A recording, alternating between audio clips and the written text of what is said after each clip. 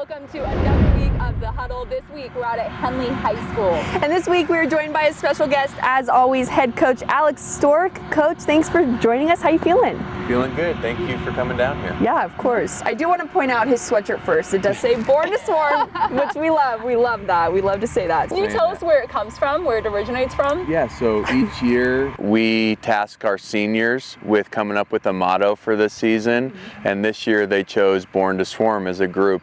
And it's really fit our team this year because it's really taken the collective team strength on the field to be as successful as we have been, and defensively especially we've really swarmed to the football, and so the coaches were laughing just this past weekend saying this was really the perfect motto for this year's team. That's swarm to the football. Yeah. 11 hats to the ball. 11 hats to the ball, yeah. I love it. Last season didn't end the way you guys wanted, so you came out and you obviously have shown that you guys are legit this year. What was kind of the motto heading into this season following the disappointment last year? The motto was really get 1 point better, because that's what we lost against Estacada. And so what that meant was get 1% better in the weight room every day, get 1% more guys showing up to workouts, get 1% better in the classroom. Everything we did, we wanted to get 1% or 1 point better so that when we got on the field, we could earn that extra inch to get that extra point. Yeah, I like that. Yeah, that's great, because it's really just those 1 point. Football's a game of inches, Exactly. and I think that's huge to enforce that even in the classroom, because then it shows on the field. Let's talk about that win over Mazama.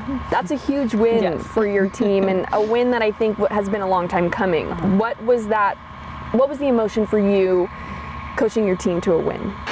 So the biggest emotion was just to stay steady. When I played under Coach Brown and Coach Howard at SOU, something we would always say during those times was never too high, never too low. It was all about staying steady, and so that was the message to the guys before the game. There is a lot of emotions in that game, 2 schools in the same district. A lot of our boys play sports growing up with boys that go to Mazama and go to the same elementary schools before they split off, so there's great friendships there that become, really passionate rivalries in high school, but they're also still friends. So I was so encouraged after the game to see them getting to keep those friendships, and there wasn't animosity. They were so respectful on both sides, and I was proud of our guys because even in the emotions of the game, they did just stay steady, and I think it speaks to our leadership of the team. It speaks to having experience, having 22 seniors. You said getting 1% better every day, but heading into postseason, are you guys kind of focusing more on the title game, or are you trying to take it one game at a time?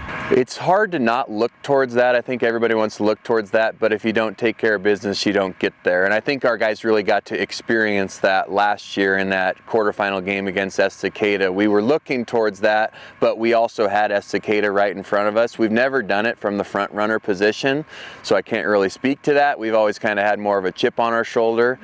So it's going to be different challenges for us this year, so just going to continue to lean on our senior leadership. And you've coached your younger brother, so you've kind of... Both of them.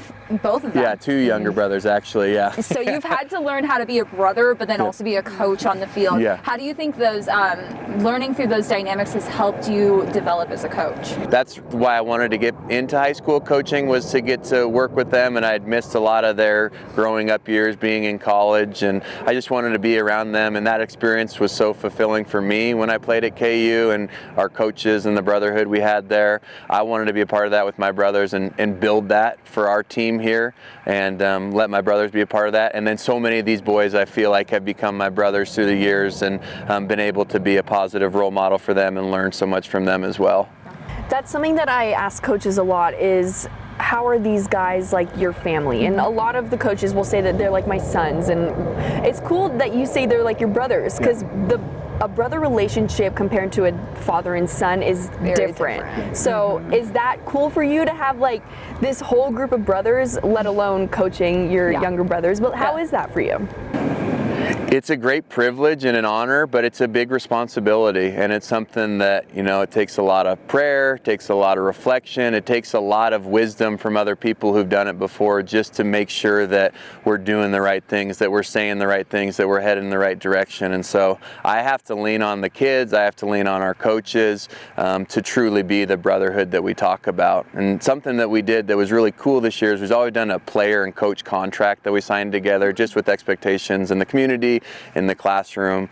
and on the field. And so this year, to agree to the contract, we actually signed a t-shirt.